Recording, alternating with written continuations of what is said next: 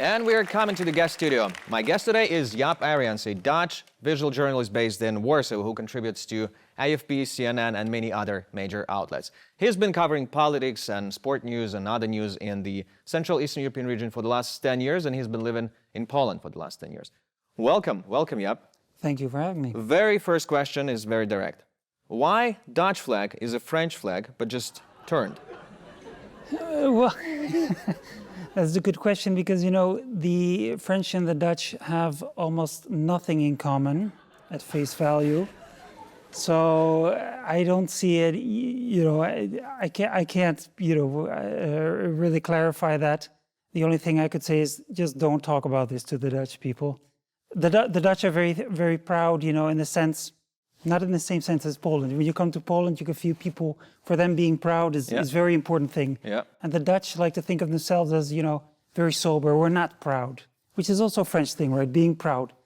And so the Dutch, basically, for them, everything south of Holland, people are not as intelligent as the Dutch. All right, so French are less intelligent so than the probably Dutch. the French have a flag and they thought, you know what, probably the Dutch think that they admire, the Dutch are admired and that the Dutch flag is the original one and putting it vertically is not here. Politics. Are you definitely going to help some outlets covering the upcoming Polish elections? Yep. What are you thinking? Where is Poland going with the elections when the PiS might lose the majority and everything? So are we going to expect some kind of turmoil or else? This is probably going to be Europe's most exciting set of elections for a long time to come. A lot of people are very anxious to see the results. Yeah.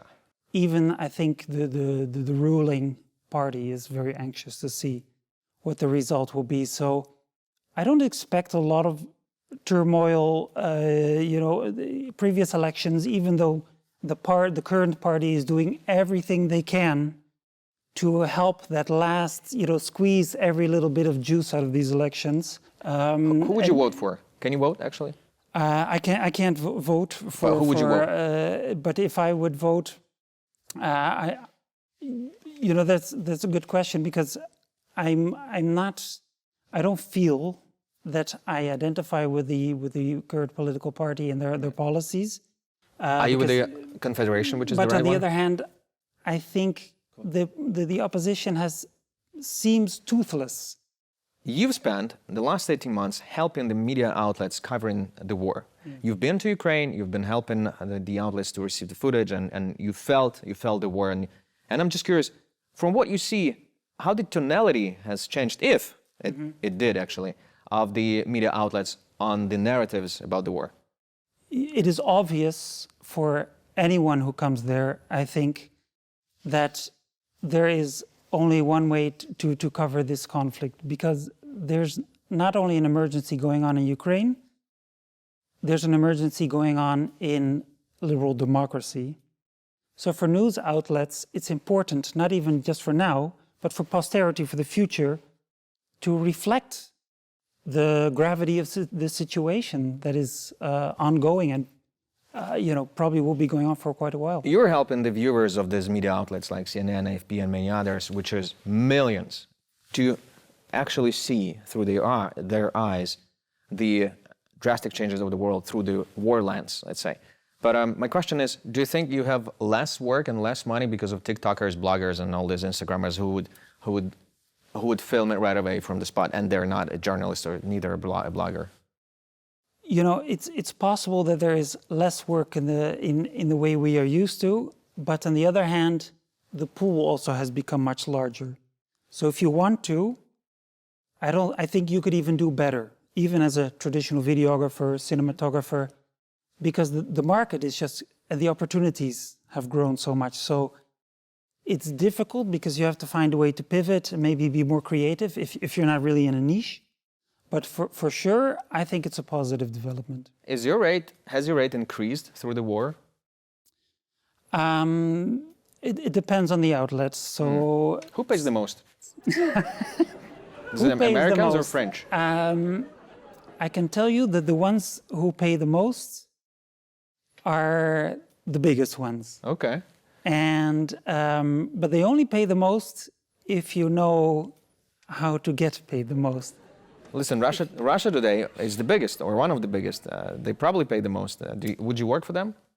I would not, no. You know, before the start of the Russian invasion of Ukraine, I had a very comfortable living working for a Chinese state media outlet. And the day the war started, even though this took a huge chunk out of my income, I emailed my editor and I said, I'm very sorry. I've had a great time working for you guys, and it's nothing personal, but I cannot continue cooperating. Thank you for that. That's my point of view. I don't feel that would be the right thing to do. And since then, I've definitely had to, you know, find ways to compensate for this income, but I could not do this personally, no. And if we would do the rating of the media outlets that you would or would not work for, so RT, no. What about Fox News? You know, I think that's debatable. You know, there's a lot of good journalists also working for Fox News. If Tucker Carlson, and when he was working there, would invite you to do that for his show, for his program. It's funny that you mentioned the name because I can't stand the sight of Tucker. Yeah, me neither. So then definitely no, I would not work for a show, but I think Fox News cannot be directly discredited as a bad news outlet. It depends.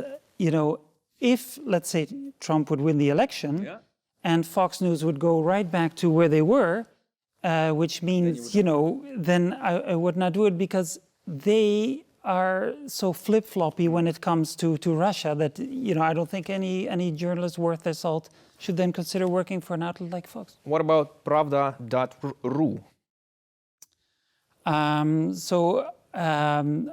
I guess you're referring to a Russian outlet, which I'm not... That's more of a jokey thing. Pravda is from Soviet times, like the only, the first one, the only, which gets all the propaganda information in it. But of course, you would not work for them.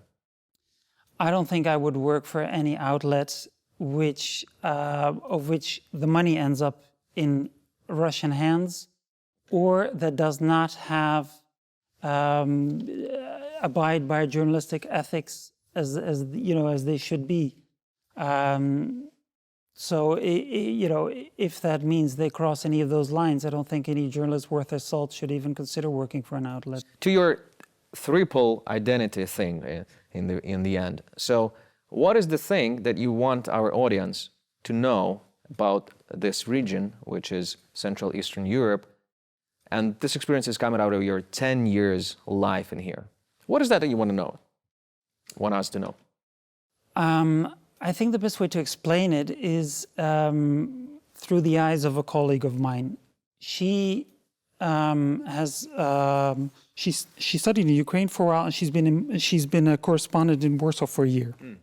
She just recently wrote a book about her Russian teacher or teacher Russian language who lives in Kiev, and her experience about the war. She published a book about this in the Netherlands. And you know, she comes to Warsaw often, and I say, you know, what do you think about this country and this area of the world that you learn to love and have a fascination for? Don't you see what's happening to personal rights of certain individuals? And she said, yeah, but every time I come here, I'm still surprised, because you can find one end of the spectrum, but on the same day, the complete opposite of that spectrum. You can find all of humanity here, the worst, but also the best. And I think that's one way to describe it. If you would come here, you would never been here before, you would be surprised. Do you think Ukrainian grain will be transited fine through Poland? Basically, this is part of a bigger question on the tensions, which are ongoing tensions. Are those tensions fueled because the elections are here in Poland, or those are national interest defense by Polish government?